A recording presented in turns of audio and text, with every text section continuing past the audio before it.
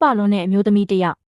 သူမရဲ့လှုပ်ရှားမှုတိုင်းကဘေးကလူတွေကိုရင်သက်ရှုမောဖြစ်စေပါတယ်။ဘီလီရဲ့ခုံပေါ်မှာသူမရဲ့ဆံတွေကအနှောက်အယှက်ဖြစ်နေတဲ့အခါသူမဟာဘယ်သူမှမထင်မှတ်ထားတဲ့လုပ်ရက်တစ်ခုကိုလုပ်ပြလိုက်ပါတယ်။သူမဟာသူမရဲ့အတွင်းခံကိုချွတ်ပြီးသပင်ကိုစီးနှောင်လိုက်တာပါ။ဒီမြင်ကွင်းကတော့တခန်းလုံးမှာရှိတဲ့အမျိုးသားတွေရဲ့အကြည့်ကိုဖန်ဆားသွားဖို့လုံလောက်ခဲ့ပါတယ်။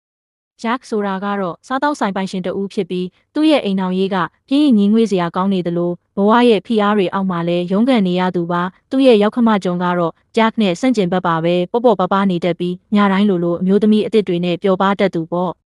ဒီနေ့မှာတော့ဂျွန်ကဂျက်ကိုဘီလီရဲ့ယုံစီအတင်းခေါ်သွားခဲ့ပါတယ်အဲ့ဒီမှာဂျက်တယောက်ဆွဲဆောင်မှုရှိတဲ့လူစီနဲ့ဆုံတွေ့ခဲ့ပြီးပထမဆုံးအကြည့်မှာတင်သူမနောက်ကိုယူးယူးမူးမူးပါသွားခဲ့ပါတော့တယ်ခဏတာယာမှုနောက်ကိုလိုက်ခဲ့မိတဲ့ဂျက်နဲ့လွတ်စီတို့ဟာတညတာကိုအတူတူဖြတ်တန်းခဲ့ကြပါတယ်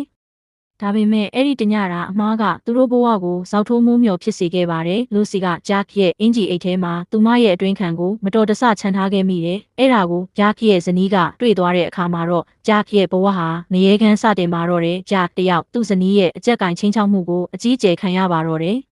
ဒါရင်မကသေးပါဘူးရောက်ခမဖြစ်သူဂျုံရဲ့အိမ်မှာလဲလူစီရဲ့ဘရာစီယာကိုသူ့ဇနီးကတွေ့သွားတဲ့အတွက်ဂျောင်လဲအိမ်ပေါ်ကအနှင်ထုတ်ခံလိုက်ရပါတယ်ဂျက်တယောက်သူ့ရဲ့အမားတွေကိုပြင်ဆင်ပြီးမိသားစုစီပြန်လာဖို့စ조사ခဲ့ပေမဲ့ကန်ဂျမာကသူ့ကိုဆက်ပြီးလှောင်ပြောင်နေတော့ပါပဲလူစီစီကဖုန်းတကောက်ဝင်လာခဲ့ပြီးအဲ့ဒါကတော့သူမမှာဂျက်နဲ့ရတဲ့ကိုဝင်ရှိနေပြီဆိုတဲ့သတင်းပါပဲအမားတစ်ခုကိုအမားတစ်ခုနဲ့ထပ်ဖုံးဖို့စ조사ခဲ့တဲ့ဂျက်တယောက်ဒီပြဿနာတွေကိုဘယ်လိုဆက်ဖြေရှင်းမလဲသူ့ရဲ့အိမ်အောင်ရေးကကောဘယ်လိုရှေ့ဆက်ဖြစ်မလဲဆိုတာကတော့